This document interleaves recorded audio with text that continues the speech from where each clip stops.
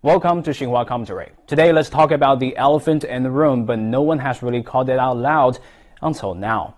Before that, we have to tell you a story. An 11-year-old boy who was so happy to see snow for the first time in his life that he went out to play without the slightest knowledge that he wouldn't wake up the next morning because the freezing cold would kill him during the night. You might think this is a made-up story or at least a story that happened a long time ago in a third world country. But in fact, it happened just this month, and the boy named Christian Pineda came to America with his family 2 years ago and had lived in a 4-decade-old mobile home with little insulation. And sadly, that's not the only heartbreaking tragedy. The unexpected natural disaster plus outdated infrastructure are to blame, of course, but the level of incompetence, dereliction of duty, and lack of sense of responsibility of local governments and officials are just as horrific. And during the deadly winter storm, Texas Senator Ted Cruz flew off to Mexico with his family, leaving his dog at home alone. Well, that just pisses me off on so many levels, but he has apologized, which, makes everything okay. When you've got two girls who have been cold for two days and haven't had heater power, and they're saying, hey, look, we don't have school, why don't we go, let's get out of here. I think there are a lot of parents that'd be like, all right, if I can do this, great.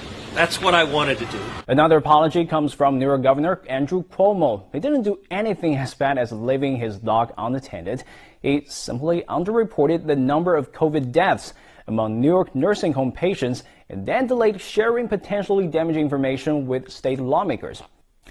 They're not taking people's lives seriously, and they're not even the worst. Check out what former mayor of Colorado City, Texas, Tom Boyd has said on Facebook. No one owes you or your family anything, nor is it the local government's responsibility to support you during trying times like this. Socialist governments has led people to become dependent for handouts.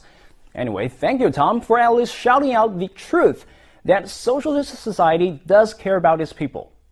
Isn't the people's well-being what human rights should really be about? The United States should stop pointing fingers at other countries and start soul-searching at its own human rights track record.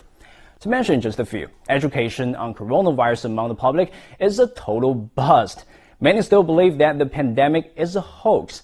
The U.S. life expectancy dropped to a staggering 1 year in the first half of 2020, a record high since the World War II.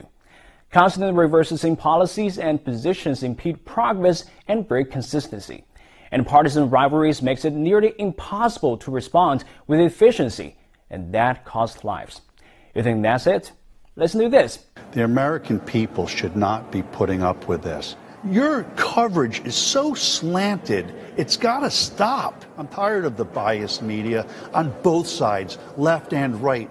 And don't forget that Trump pardoned dozens of people close to him before he left the White House. So this is it.